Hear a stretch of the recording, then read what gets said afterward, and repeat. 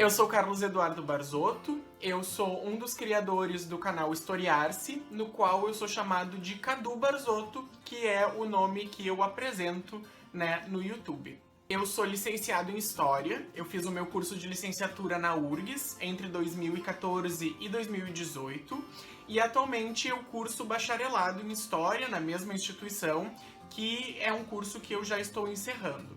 Nesse meio tempo, eu ingressei como professor de História na rede municipal de Guaíba, onde eu trabalho atualmente com 30 horas semanais, e eu também fiz o meu mestrado na Faculdade de Educação da URGS, na linha de pesquisa de Relações de Gênero, Educação e Sexualidades, onde eu pesquisei o movimento antigênero no Rio Grande do Sul a partir de 2014. Bom, nós decidimos criar o canal porque no final da graduação já vinha nos incomodando essa questão, imagina, final da graduação 2018, pós-golpe de 2016.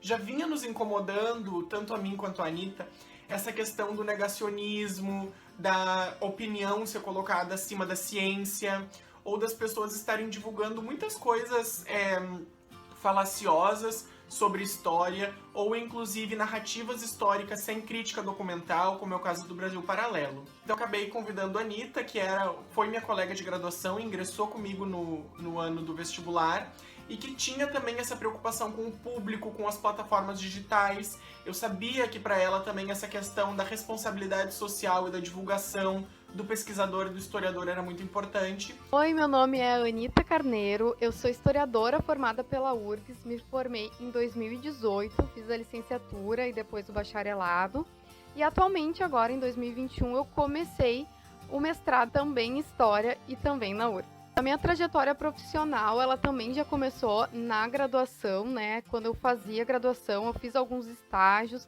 mas foi também quando eu comecei a me interessar e pesquisar mais sobre a ditadura na cidade de Porto Alegre, e que hoje eu considero também como um trabalho, o projeto Caminhos da Ditadura em Porto Alegre, que é um mapa digital. Disso, no final da graduação, eu e o Cadu começamos então a trabalhar em cima do Historiar-se, que a gente também considera como uma profissão nossa, E depois que eu me formei, eu comecei a trabalhar como educadora social, Então, esse é o meu trabalho remunerado, assim. Comecei trabalhando num serviço de convivência e atualmente eu trabalho também como educadora social, só que na parte da abordagem social com pessoas em situação de rua e também crianças que estão em trabalho infantil. E o Cadu, a gente criou o canal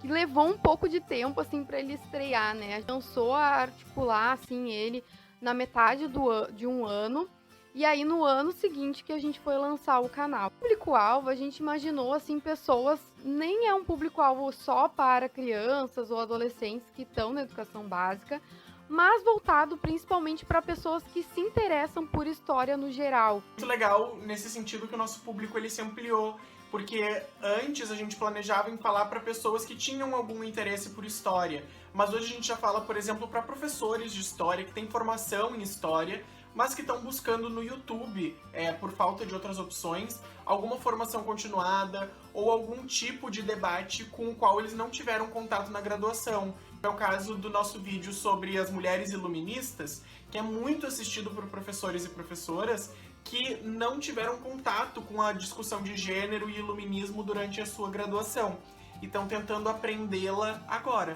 Pensa numa linguagem acessível a todos, desde pessoas que estão na educação básica, desde adultos que fizeram graduação em outros tipos de área, até historiadores e historiadoras, estudantes de história e de outras áreas também das ciências humanas. Excluídos da história é um conteúdo que é super bem aceito para pessoas que estão na educação básica. Já as nossas entrevistas, com pesquisadores e pesquisadoras são mais voltados para pessoas que são da área. Então o Historiar-se ele surgiu nesse contexto de a gente querer fazer um projeto de história pública digital que fizesse divulgação de conhecimento histórico para que as pessoas que estão por fora da academia também entendessem o que nós fazemos ali dentro. Eu tinha um canal no YouTube anteriormente em que eu falava sobre as minhas leituras, que era o Fetiche Literário.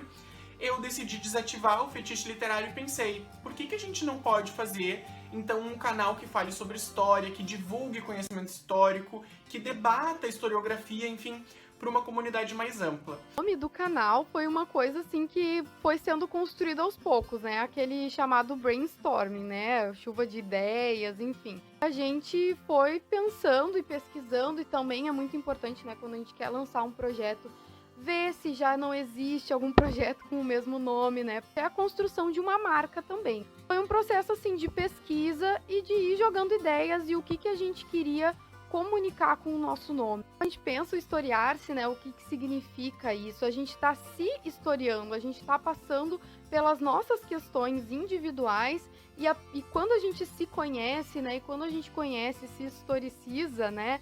Conhece o nosso contexto, conhece quem a gente é, conhece que locais a gente ocupa socialmente, a partir, né, dos outros e do conhecimento da história, a gente tem mais ideias de como o mundo funciona e de lutar contra qualquer tipo de opressão, né? Principalmente isso, assim, que o historiar-se se ancora.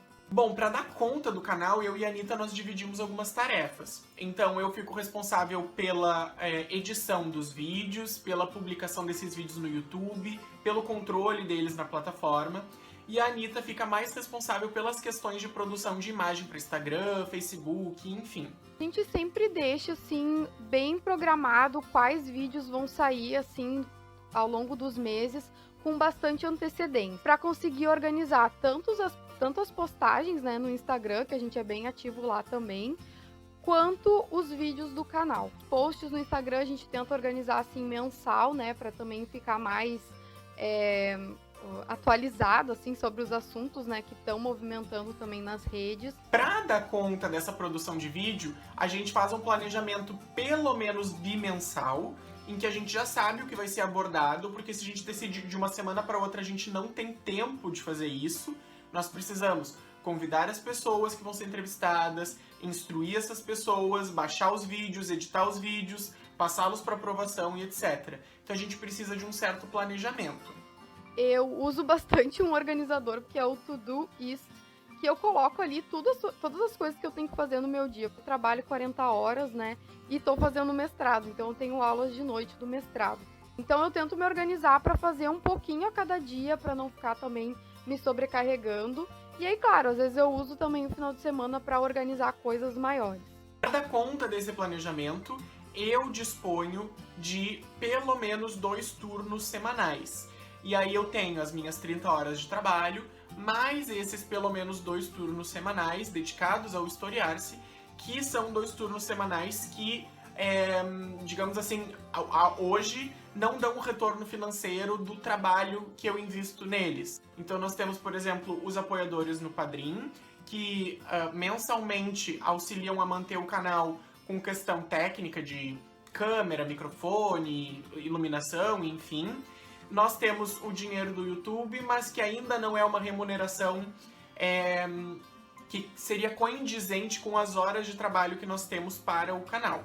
De qualquer forma, quando o canal foi criado, ele não era para ser o nosso trabalho e ele não é para ser a nossa fonte principal de renda, não é essa a ideia. Mais ajuda a gente quando a gente está construindo os roteiros e tudo mais, é a carga que a faculdade de História traz na gente, que a gente constrói a cada semestre, que é a crítica documental, que é a crítica do que a gente está lendo, né, da reflexão sobre o que a gente está lendo. O conhecimento histórico e historiográfico, ele se insere na minha trajetória de trabalho o dia inteiro, porque eu sou professor de história, né, então a gente trabalha na escola isso o tempo inteiro. Historiar-se mais especificamente, isso também está atravessando o tempo inteiro, não só na produção de vídeos, ou no contato com pessoas reconhecidas, né, que tenham apresentado seus trabalhos perante bancas para falar, mas também na resposta dos comentários. Responder aos comentários no YouTube, nós precisamos dar conta de um certo arcabouço teórico que às vezes a pessoa que está comentando não tem. Então a gente precisa fazer todo um esforço de didática, de conversa, de escuta com essa pessoa, para a gente poder atualizá-la minimamente no debate historiográfico, para que seja mais fácil entender aquele conteúdo, ou se apropriar dele, né? Tenho visto, sim, que é tudo fruto da nossa dedicação mesmo, né? que o canal tem crescido. Agora a gente tá chegando a marcos que eu nem imaginava que a gente chegaria assim tão cedo, né? E o canal ser reconhecido assim por pessoas e ser elogiado e ver que ajuda muitas pessoas que estão estudando, seja na graduação, seja no ensino básico, seja professores também, que é um outro público assim que a gente às vezes atende ali no canal. Comumente não me apresento como historiador, inclusive nos vídeos do Historiar se aparece ali professor de história e mestre em educação, porque eu sempre me enxerguei primeiro como professor de história. No entanto, eu entendo que o professor de história ele é também, né, um historiador, inclusive porque enquanto professor de história a gente está sempre pesquisando sobre o passado, não necessariamente pesquisando como na academia, no sentido de produzir algum artigo, mas pesquisando artigos, livros, ensaios, coletâneas, enfim, para trazer essas discussões para nossa aula. Eu ainda não fiz a minha carteira de registro de historiador, que eu vou fazer, eu ainda não fiz, mas eu acredito que só a possibilidade de nós fazermos ela já diz muito sobre o momento em que nós estamos, né? Ele é uma conquista, mas é uma conquista no meio de muita luta e no meio de muito retrocesso. Então eu acredito que o historiador hoje, muito mais do que fazer pesquisa para a academia, assim como o cientista social, assim como as outras profissionais das humanas, tem uma responsabilidade social de extrapolar o seu conhecimento da academia. Eu enxergo o ser historiador como uma coisa que está ligada também a esse conhecimento público de história. E eu acho que é muito por isso que a gente dialoga, eu e a Anitta, no Historiar-se, porque nós temos essa concepção similar. Ser historiadora, para mim, é trabalhar com o passado que muitas vezes as pessoas não querem saber, querem fechar os olhos, querem fechar os ouvidos, né? Trabalho de reconstituição e de memória, principalmente, né? No sentido de lembrança, né? De lembrar as pessoas, aquela frase, né, do Peter Burke, de lembrar o que as pessoas gostariam de ter esquecido e de lembrar que o passado foi assim, mas que a gente pode construir um presente melhor e também construir um futuro melhor. A história serve para a gente entender que as coisas não são permanentes e não foram no passado e nem serão no presente, nem serão no futuro, né? Existe essa construção de como as coisas foram feitas e desnaturalização mesmo da realidade, né? E do passado. O que serve a história é muito uma questão relacionada à cidadania para mim, que é o respeito. A gente entrar em contato com diversas civilizações, diversas histórias de populações, enfim, ao redor do mundo e na nossa cidade, no nosso bairro, né? Tudo isso é história. A partir disso a gente consegue construir respeito e a partir do respeito a gente consegue construir outras coisas enquanto sociedade, né? No presente e pensando aí um futuro mais digno para todos, né?